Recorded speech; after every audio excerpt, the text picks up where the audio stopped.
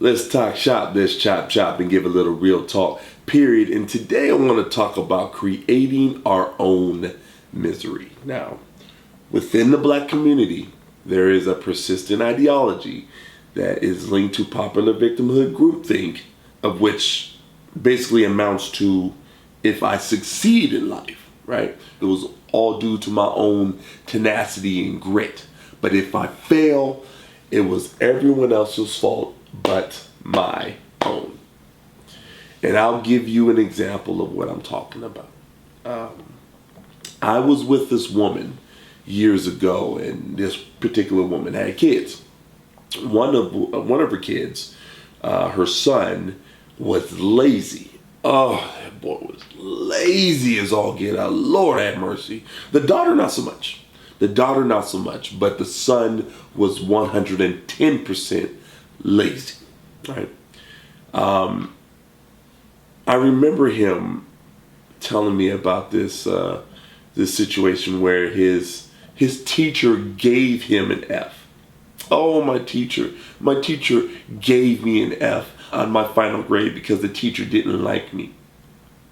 I said, no, he didn't give you an F. You earned an F, right? Or he did give you an F, but he gave you exactly that which you earned. I then reminded him that these are indeed the consequences of doing nothing but playing video games whenever he gets home instead of doing his homework and studying, right? And that his grades directly reflected his bad decisions in life, in so much that he failed the class. And hey, you're solely responsible for earning such a grade. He, in essence, created his own misery due to his persistent laziness and lack of responsibility and accountability. Now, before you say anything, people, I'll say this. My hands were indeed tied when it came to the discipline of my then stepson due to the mother telling me that I had to go through her to chastise this child, and that I couldn't discipline him in any shape, form, or fashion to show him how to be a real man, or at least a mature-minded adult. So all I had to do was just disagree, impart a little wisdom, and keep it pushing. And as a result of unchecked laziness, of years of unchecked laziness, he barely graduated high school on time, right? And here and now, from what I understand years later, what I understand about him, he still doesn't have a job, as he still lives at home playing video games at age 20 or 21 or 22 or whatever it is. I can't remember. But he's still doing the same things he was doing in high school. Now he's doing as a grown adult. Due to his lazy nature, that could have been corrected, but wasn't due to him being coddled. So he created a constant state of perpetual laziness that has engulfed him and minimized his drive to a point where complacency and mediocrity are now ingrained characteristics of his personality. But he created his own misery.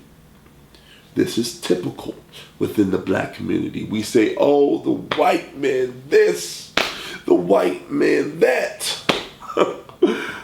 When it's us in our own willful decision to listen to denigrating rap music and idolize the trap life and sell drugs and trap on the block ourselves because it's so glamorous, then we get arrested, thrown in prison, and finally years when we get out of prison, we then try to get a job of which we can't because we're now a felon. And no job wants to hire you now. No good job wants to hire you or give you a chance or give you a shot. It's the white man's fault, right? No. You created your own misery. Or for another one, we have sex out of wedlock, right? So it's always fun, it's always fun having sex out of wedlock until we get the girl pregnant.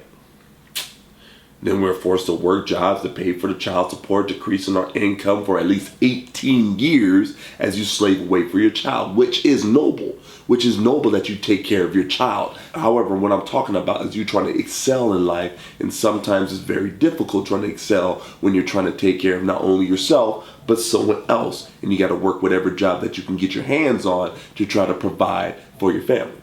So it's a noble thing to do. I'm not knocking anybody who does the right thing in taking care of your child, but I'm saying we're creating our own misery when it comes to said situation. Especially if there's a situation where you have a less than amicable relationship with your child's mother and she creates all sorts of hell for you and plays keep away with the child whenever she gets a happy hair up her behind, right? But at the end of the day, you should have kept your yoo-hoo in your pants and not create your own misery.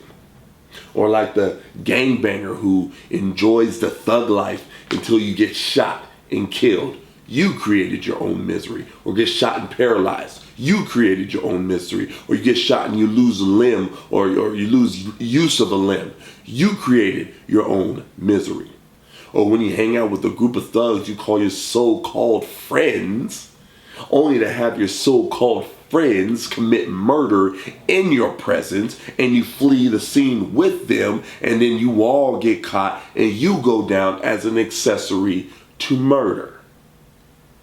We create our own misery. Goodness, y'all, we got to take responsibility for ourselves and own our actions. We got to learn to make good decisions without going down a path that will likely end in our own demise. Listen, actively take action to take control of your life and know that it's up to you to make the right decision if you want a positive outcome. Don't be a fool, y'all. Don't be fools. Don't be the type to entrap yourself in your own tangled web and then whine and cry that you're in such a situation that you actively put yourself into by the way of your own terrible decisions and moves in your life. Think smart, people. Think smart. Be better, do better. It's that simple. Yes, indeed, it's that simple. So, has anyone created your own misery within your life? Do you agree or disagree with me? Let me know in the comment section. Anyways, that's all I have for now. Stay tuned for more exclusive content because I always have more real talk to give you. Until next time.